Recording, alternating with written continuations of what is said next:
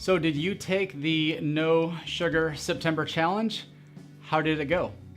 If you've made it this far in the month without added sugar in your diet, fantastic job. It is not easy to get off this stuff. Now, if you didn't make it that far, that's kind of to be expected. That's probably most of us. And maybe this is to be looked at not so much as a failure, but just an inventory of like, wow, I had no idea I was so addicted to this toxic and poisonous stuff.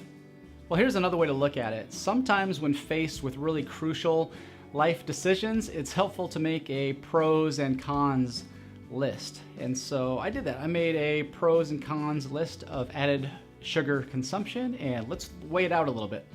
All right, here's a couple of the cons with consuming sugar in your diet.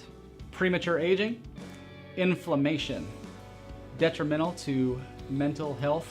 By the way, if you're ever depressed for any reason, the first thing you should do, and the simplest thing you can do, is just to get off of sugar. Fatty liver disease. For you teenagers, acne, eczema, and other skin conditions. Constant cravings, round the clock, predictable crashes, low energy, weight gain. By the way, I feel like one of those pharmaceutical commercials where consult your doctor if you think sugar is right for you. Listing all the side effects, there's a lot of them. Linked to some cancers, not all cancers, but it's kind of amazing. If you go in for a PET scan to screen for cancer, what do? They kind of inject you with glucose, which is the body's natural sugar, because a lot of cancer cells use a lot more glucose than normal cells. So that should tell you something about the link between some cancers and sugar. Also, an overworked pancreas leading to insulin resistance, leading to type 2 diabetes, insomnia, a weakened immune system, cavities, which growing up, that was kind of the worst thing that sugar was accounted for, was cavities.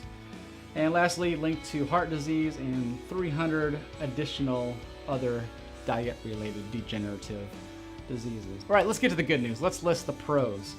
The pros of sugar consumption are 10 seconds of mouth pleasure,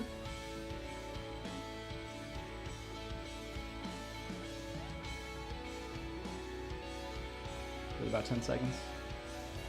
I can't think of another one. That's about it. Now, I am not trying to take away your ice cream or make you feel guilty about eating Twizzlers, but you might be looking at that list and saying, I don't care. I like cookies. I like ice cream. I like candies. I like soda. That's something that I would expect not out of an adult's mouth to say, but something that would come out of like a first grader's mouth. A kid would say something like that. A kid who has no life experience to understand the consequences of poor decision making. Someone who can't see past just the immediate tingling sensation on your taste buds and realizing there's a larger consequence from making a poor decision like that. So we're all adults here, right? So let's do the hard work. Let's take a look at this list and let's determine for ourselves whether life is better without sugar. Duh.